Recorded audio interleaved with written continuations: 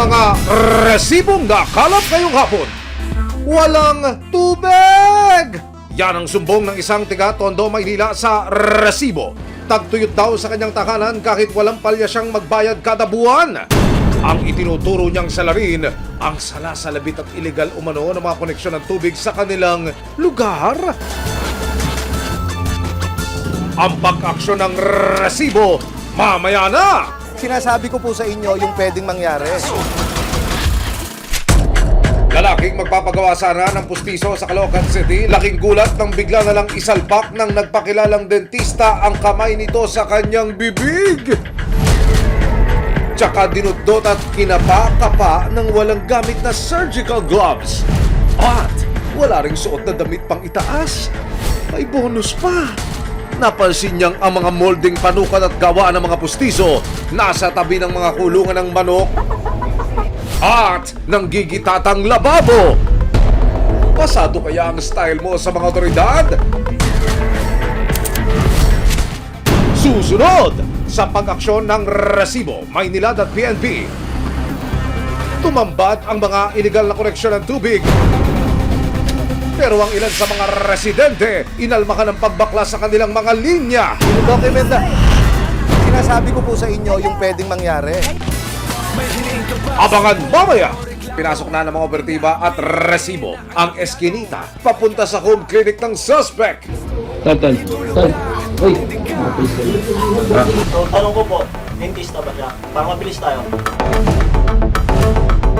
May aksyon, may ebidensya, resibo, walang nasot ang may atraso. May aksyon, may ebidensya, resibo, walang nasot ang may atraso. Ano man reklamo, bibigyan tugon. Bawat hinaing at problema, hakanapan ng solusyon. Ito ang bago ninyo sandigan, hindi palalampasin ang mga tingwali at maling gawi. Dito, walang ligtas sa kabusado at lalong walang lusot ang may atraso. Dahil ang lahat, hahanapan natin ang resibo. Magandang hapon, ako po si Emil Sumangil. Nagbabayad naman daw ng tubig ang ilang residente sa Tondo pero napapadalas daw na mawalan ng tulo sa kanilang gripo. Ang dahilan, sandamakbak daw ang mga iligal na kumukonekta sa source ng tubig pero hindi naman nagbabayad. Makakanapan na kaya ng solusyon ang salasalabit na problema sa tubig sa kanilang lugar? Dumulog sa Resibo Action Center ang isang concerned citizen na itatago namin sa pangalang Edgar. Reklamo niya ang mga iligal umano na koneksyon ng tubig sa Tondo, aka mga jumper ng tubig. Yung mga illegal connection natin sa amin, mga tubig na yun. Kasi nakikita talaga, nasususuhan nila yung hose. O sanga-sanga na yung papunta sa mga bahay-bahay. Dagdag pa ni Edgar, anli at bottomless ang tubig para sa karamihan ng kanyang kapitbahay na nakikinabang daw sa illegal na koneksyon. Unlimited yung tubig dun eh. Tapon ng tapon na pag di nagagamit. Kaya bumabaha yung tubig dun. Pero pagdating daw sa bahay ni Edgar, kapatak na lamang ng tubig ang dumarating. Wala. Hindi ka na makakaling tinuro sa'yo na stop tubig niya. Mag-iipon muna kami ng may maliit kaming drum. Tsaga-tsaga lang, ipon-ipon lang. Ang mas masaklap, wala nang ang tubig. Ang taas pa raw ng kanyang water bill na kailangan bayaran mula 600 to 800 na water bill noon. Ngayon, Mga 1,000, gano'n. Tatlo. susunod! Pag-aksyon ng Maynila at resibo sa iligal umanong mga koneksyon ng tubig tila hindi naging welcome. Sinasabi ko po sa inyo yung pwedeng mangyari. Home-based clinic nagkikitata sa karumihan. May aksyon, may ebidensya, resibo, walang nasot ang may atraso. May aksyon, may ebidensya, resibo, walang nasot ang may atraso. Nang matanggap ng resibo ang sumbong ni Edgar, nagsagawa ng paunang surveillance ang aming grupo sa itinuturong lugar. Pagdating sa kalyeng tinutukoy niya, natatambakan ng basura ang mga hose ng tubig. Sa patuloy pang pag-obserba ng resibo sa lugar, makikita rin ang pagtagas ng tubig mula sa isang metro at hose. Sa labas ng mga bahay na sa unang tingin ay walang metro o kontador ng tubig sa harapan, komportabling nakapaglalaba, nakakaligo, nakakahugas ng mga pinggan at nakakapaglinis ng motor ang mga residente.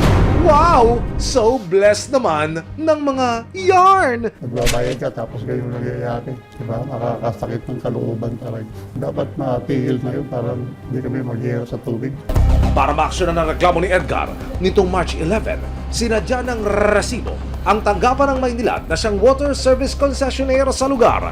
Nang ipakita namin ang mga resibo ng aming pagmanman, kinumpirma nilang hindi nila linya at mga tubo ang nakatiwangwang sa komunidad. In the past days, nag-leak detect na kami and nakita namin na may mga areas na po pwedeng pinanggagalingan ng leaks. May identified manholes ng drainage na tinignan natin for leaks. Sa sumunod na araw, March 12, inikutan ng mga kawani ng Maynilad ang manhole kung saan nanggagaling ang koneksyon ng kanilang tubig. Pag-angat nila sa nasira ng takip ng manhole, tumambad ang hindi na mabilang ng mga koneksyon ng tubo at hose sa ilalim nito. Pagsilip natin sa loob, may mga nakita tayong connections na illegal na nakakabit sa aming linya. Kaya naman, March 13, nagganda na ang Maynilad para sa isasagawang on-site operation. Nakipag-ugnayan din sila sa Philippine National Police para sa assistance sa lugar. Nang makatanggap ng ghost signal ang Maynilad mula sa barangay, May hiniing ka ba, sumbong o reklamo? tumulak na ang grupo papunta sa lugar ni Edgar kasama ang resibo. Ipagtanggol ang api, iwaksi ang tiwali. Pagdating sa area, bumulaga sa grupo ang isang manhole na tinambakan na ng mga basura. At nang buksan, 4 na illegal na koneksyon sa kanilang main pipe ang nabisto ng Maynilad. Agad na itong sinimulang baklasin ng Maynilad. So sa ngayon, 6 na tubo na yung pinutol. Opo. We're expecting more pa sa ilalim. Ito main pipe nyo eh, complete. Pagka in-expose po, makikita natin. Okay. Makikita pala namin. Yung mga kulay itim na yan, illegal connection na ho yan. Yes, sir. So yan, dire-diretso ho yung tubo papasok sa kanila. Yes. Okay. So, itong linya na to, in-expect natin 40 houses. 40 houses. Yun nakakonect. Okay. Assumption na. Tapos, yan o libre o meron silang binabayaran? Wala. Kung inyong makikita ko sa ating video, yung mga tubo ng illegal connection ay nasa mismong pusali. Tignan nyo naman o. Kung gaano karumi, kung gaano kadugyot.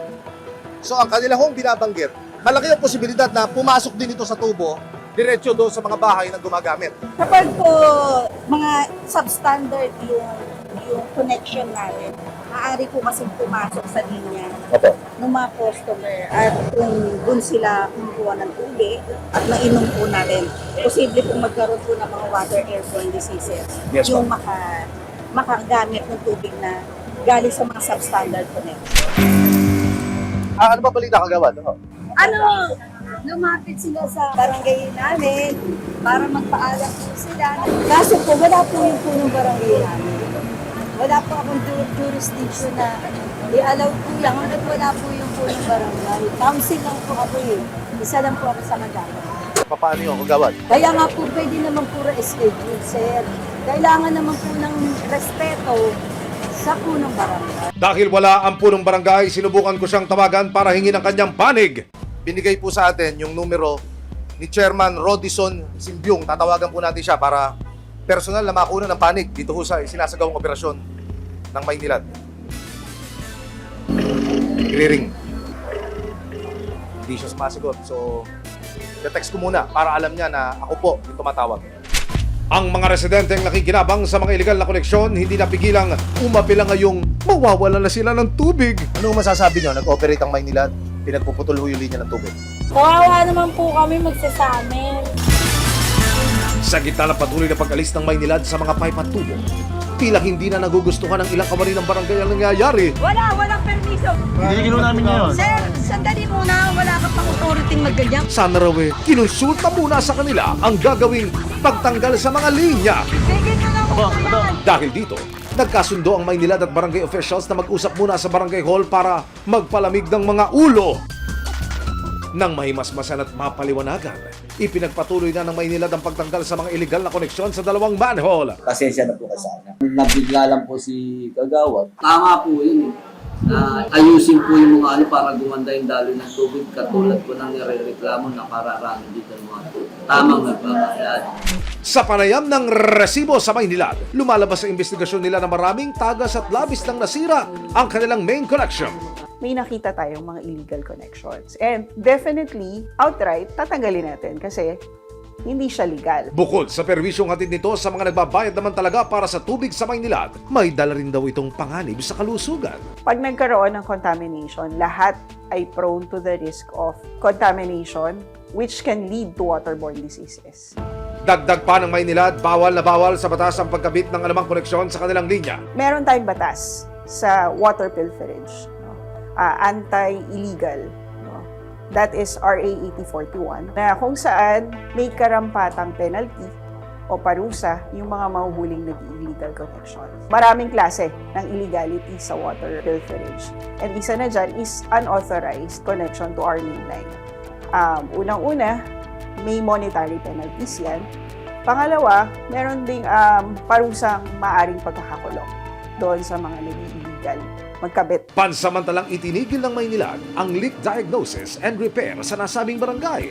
Kung informal settlers ito, we need to check yung status ng area to determine if we can provide individual water connections for the residents or we can offer just a public faucet or communal faucet na doon sila lahat po pwedeng kumuha ng supply. Kailangan lang nilang makikipag-cooperate sa amin and mai-provide yung mga requirements needed para ma-irregular natin yung kanilang connection sa Maynila. Inabisuhan ng resibo si Edgar na malapit nang magkaroon ng sapat na daloy ng tubig sa kanyang bahay. Patuloy na makikipagtulungan ang resibo para masolusyonan ang mga hinaing at sumbong, lalong-lalo na kung ito'y may nalalabag na batas at nakapanlalamang at nakapeperwisyo na sa kapwa.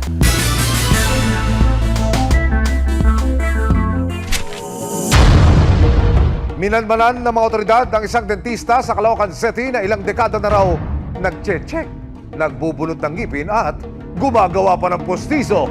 Pero wala naman pala lisensya. Say nariyan na po ang pulisya. Isang barangay sa Caloocan City stress-free daw sa tuwing masisiraan ang ngipin ng mga residente dahil ang kanilang friendly and very approachable neighbor to the rescue para ibalik ang kanilang nawawalang ngipin, ngiti sa presyong abot kaya na. May tawad pa? Saan ka pa, mga kabaga? Okay naman po, yan matagal na, 3 years na, matibay naman. Itong sa akin, 8 years na. Matagal na tong sa akin. Mura lang to, may postizo na may retainer pa. Ayan o, maganda. Okay naman, fit na fit. Pero si neighbor na nagpapakilalang dentista hindi pala lisensyado at ang lugar kung saan ginagawa ang bagsak presyong mga postizo at retainers sa loob lang mismo ng kanilang bahay katabi ang mga kulungan ng manok at dugyot na paligid. Doktor, meron bang peligrong pangkalusugan pwedeng idulot yan? Yung ganitong setup po para sa pasyente? Based on evidence survey, kumakalat na po yung HIV virus at HEPA virus. Okay. So, yung spread niya ay iniiwasan natin. Kaya nga, even yung mga dental mission, iniiwasan natin. Kung wala kang proper sterilization, wala kang setup, wala kang tinatawag na tamang espasyo para sa gagamutin mo, no? So, lalo-lalo na po sa ganito. Ayon pa sa investigasyon ng mga otoridad, mahigit 2 dekada na raw itong ginagawa ng suspect. Ito yung pinaka-worst na naikutan ko. At the same time, medyo on a large scale, 5 to 6 patients a day. Kaya para matigil na ang iligal na gawain ng lalaki,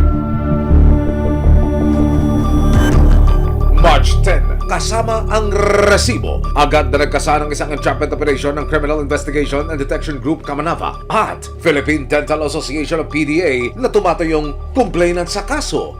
Ang play, magpapanggap bilang pasyente ang isang asset ng pulis. Pagdating sa area, dumiretso na ang asset sa bahay ng suspect para magpagawa kunwari ng pustizo. Humarap ang suspect ng walang suot na damit pang itaas. Wow naman po, sir. Very casual naman po pala ang datingan natin. Maya-maya pa, sinimula na niya ang pagsusukat sa bibig ng nagpanggap na pasyente gamit lang ang kanyang mga kamay at walang suot na kahit anong personal protective equipment o PPE. Pero wait, Mukhang hindi pa kontento si Kuya. Sumunod naman niyang dinutdot at kinalikalikot ang bibig ng asset para mas ma-achieve daw ang perfect smile nito. Naku naman! Imbes na mapangiti ay baka mapangiwi ang pasyente! Ayan, nung maipasok ko yung lente, anong una nyong masasabing hindi wasto dito ko sa nakikita ninyo? Wala ka man lang gloves, ihahawak mo uli sa susunod na pasyente, yung sakit nung una mong ginamot, pwedeng mapasa mo sa susunod na gagamutin. Nang makumpirma na ang illegal na gawain ng suspect, May hiniing ka ba, sumbong o reklamo? pinasok na ng mga operatiba at resibo ang eskinita papunta sa home clinic ng suspect. Itulog na, tumindig ka. May solusyon. Tal. Uy! Makasama tayo mag-play nito.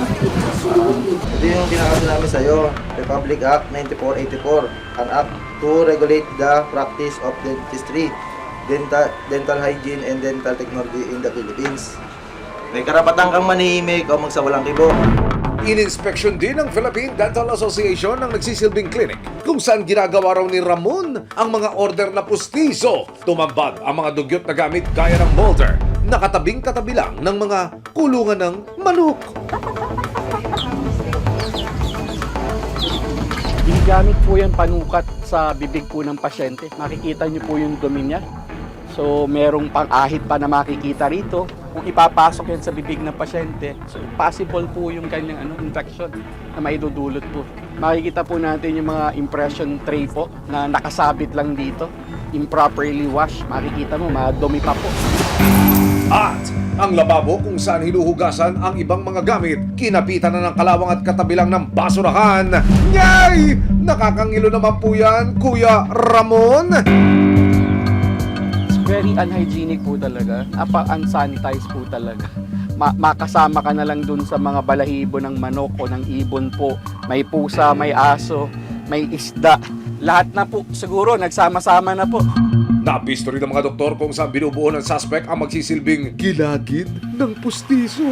Yan niya lang hinahalo po sa ibabaw ng baso o dito po sa parang maliit na platito po. Pero ang mas ikinabahala ng mga espesyalista, Yung masangsang na naamoy po natin, ginagamit naman po talaga yon sa paggawa ng ngipin. So, ang tawag po doon yung monomer. So, usually, nagiging hazardous trace siya sa gumagawa po. sa patuloy na pag-iinspeksyon sa lugar ni Ramon, nakita rin nila ang mga nakasabit na listahan ng mga pasyente ng suspect. Mukhang business is doing good para kay Ramon. Medyo maraming case si tatay. Parang 1, 2, 3, 4, 5, 6 ang pasyente ni tatay. Nag-down na po.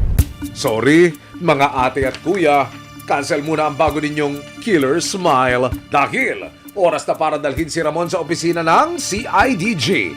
Tado ka ha? Hindi nyo maintindihan pag hindi mo pinakita. Nai-complainant po kami dito ate. Pero sa gitna ng pag-aresto sa suspect, biglang dumating si Mrs. Ganito na eh. Papaliwanag po sa inyo, paliwanag po muna kayo. Ay, kasama namin yung mga taga ng Philippine Dental Association. Ngayon po, base sa batas ng 948 po, clear na hinawakan mo yung buwangan ng tao is illegal na po yan. Hindi po siya na-authorize, illegal po ang tamang word doon. Illegal yung ginagawa niya. So, tanong ko po, dentista ba siya? Para mabilis tayo. Sagot, yun po. Yun po, tapos na pinag-usapan natin. Nasabi niya, hindi siya dentista, kaya hindi namin siya. Pagkatapos po niya, hindi na po siya papayagan. Hindi na po talaga, ma'am. Sige, ano si lisensya? Sige na, okay na na yan. Hindi na po yan, hindi siya bibigyan ng license kahit na ganyan po. Ma'am, mag-aral po si sir ng pagiging dentista po, pwede po siguro. Matapos ang mahabang pagpapaliwanag sa suspect at sa kanyang asawa, dinala na si Ramon sa presinto. Actually, what the fiscal's office is asking us is not the act of just holding them out. Trying to measure yung postiso in that very specific entrapment operation, meron talagang nangyaring ganun. Nakapanayam siya ng resibo at pag-amin niya. Natutunan niyo po ba ito? Pinag-aralan niyo? Natutunan. Saan po? Sa bayaw ko. Yung bayaw niyo po ay dentista talaga. Dagdag pa niya, siniguro niyang swak sa bulsa ang presyo ng kanyang mga serbisyo. Kasi lugaw ako ng mahirap eh. Hindi ako lugaw ng may pera eh. Hindi nga ako tumatanggap ng matataas masyado. 3.5 lang. 3.5. Pag tumawad pa, bababa pa. Pinakamahal na po yung 3.5 sa inyo. Oo, bababa pa yun. Oo. Pero kanina po may resibo po doon na Ano lang yun? 4.5. Hindi, ano yun? Hindi lang yung taas lang. Hindi lang taas yun. Ayon sa certification mula sa Professional Regulation Commission of PRC, kumpirmadong walang lisensya ang nagpakilalang dentista. Kailangan malaman ng taong bayan kung sino lamang ang nararapat, no? At ang problema natin is, syempre, itong mga illegal practitioners sumisingil na mura. Pero hindi nila alam na sinasalang-alang nila ang pangkalusugan na buo ng kanilang health. Nakaharap ngayon si Ramon sa kasong paglabag sa RA 9484 o the Philippine Dental Act of 2007. Sakaling mapatunayang nagkasala, sasalubungin siya ng ngiti ng 200,000 hanggang 500,000 pesos na multa o 5 taong pagkakakulong. Paalala naman ng Philippine Dental Association, kung yung kanilang pagpili sa nakakamura sila, kanilang nilalagay sa bingid ng alanganin yung pangkalusugang epekto sa kanila nito.